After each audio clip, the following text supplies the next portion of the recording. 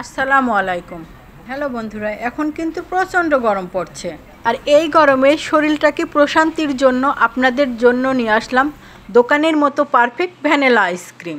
আমি কিন্তু গ্যারান্টি দিয়ে বলতে পারি, আমার রেসিপিটা ফলো করে আপনারা যদি এইভাবে আইসক্রিম বানান তাহলে দোকান থেকে আইসক্রিম কেনার কোনো প্রয়োজনই নাই। তাহলে শুরু করা যাক। এখানে মেজারমেন্ট কাপের 1.5 কাপের মতো ভিভো হুইপ ক্রিম নিয়েছি, আর হুইপ ক্রিমটা অবশ্যই ফ্রিজে ঠান্ডা হতে হবে। এখন একটি ইলেকট্রিক বিটার দিয়ে সম্পূর্ণ হুইপ ক্রিমটি ভালোভাবে 3-4 মিনিটের জন্য বিট করে নিতে হবে। 2 মিনিটের মতো বিট করে বিটার মেশিনটা থামাতে হবে। তারপরে একটি স্প্যাচুলার দিয়ে বাটির চারিপাশের ক্রিমগুলো মাঝখানে দিয়ে আবার কিছুক্ষণ বিট করে নিতে হবে। এইভাবে বিট করতে করতে আপনারা বুঝতে পারবেন যে ক্রিমের বিট করা প্রায় শেষ হয়ে গেছে। আর ক্রিমের বিট করা ওভার বিট করা যাবে না, করলে ক্রিমটা ফোম আকৃতির মতো লাগবে। এবার আগে থেকে তৈরি করে রেখেছিলাম মালাই, সেই মালাইটা আমি দিয়ে দেবো। আর এই মালাইয়ের রেসিপিটি আপনাদের সাথে পরে এক সময়ে শেয়ার করব। তারপর হুইপ ক্রিম আর ওই মালাইয়ের মিশ্রণটি খুব ভালোভাবে বিট করে নিতে হবে 2-3 মিনিটের জন্য। আর এই দুইটা উপকরণে যখন ভালোভাবে মিশে যাবে তখন এর ভিতরে 1 চামচের মতো ভ্যানিলা এসেন্স দেবো। এটা আমি দিয়েছিলাম কিন্তু অফ ক্যামেরায় হয়ে গেছে।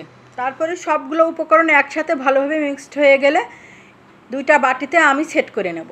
একটা বাটি 1 লিটারের আর একটা বাটি 1/2 লিটারের বাটিতে আমি এই আইসক্রিমটা সেট করে নেব। যারা আমার পেজে নতুন ভিজিট করেছেন তারা প্লিজ একটি ফলো দিয়ে দেবেন, আর লাইক কমেন্ট শেয়ার করবেন যাতে অন্যদেরও দেখার সুযোগ হয়। আর আইসক্রিম পছন্দ করে না এমন লোক খুব কমই পাওয়া যাবে। আর আইসক্রিম ছোট বড় সবারই অনেক পছন্দের খাবার। আর আমার বাচ্চারা যেহেতু আইসক্রিম খেতে পছন্দ করে, তাই আমি এভাবেই তাদের মাঝে মাঝে আইসক্রিম বানিয়ে দিই। বাহিরের অস্বাস্থ্যকর পরিবেশের আইসক্রিমগুলো খাওয়াচ্ছে, এভাবে ঘরের স্বাস্থ্যকর আইসক্রিম বানিয়ে খাওয়ানো অনেক ভালো। আর আইসক্রিম আমি সন্ধ্যার দিকে বানিয়েছিলাম, বানিয়ে ফ্রিজে রেখে দিয়েছিলাম ডিপ ফ্রিজে 12 ঘন্টার জন্য। আর এই 12 ঘন্টা পর বের করছি, এই যে আইসক্রিমগুলো অনেক সুন্দরভাবে সেট হয়ে গেছে। আর আইসক্রিমগুলো এরকম হালকা নরম নরম হয়েছে, কারণ বেশি শক্ত হলে আইসক্রিমে বরফ জমে যায়, সেগুলো খেতেও ভালো লাগে না। আর এইগুলো খেতে এত মজা হয়েছে, আপনারাও বাসায় বানিয়ে দেখতে পারেন। আজকের মতন এই পর্যন্তই। আর একদিন কোনো নতুন রেসিপি নিয়ে আপনাদের সামনে হাজির হব। ততক্ষণ সবাই ভালো থাকেন, সুস্থ থাকেন। আল্লাহ হাফেজ। আসসালামু আলাইকুম।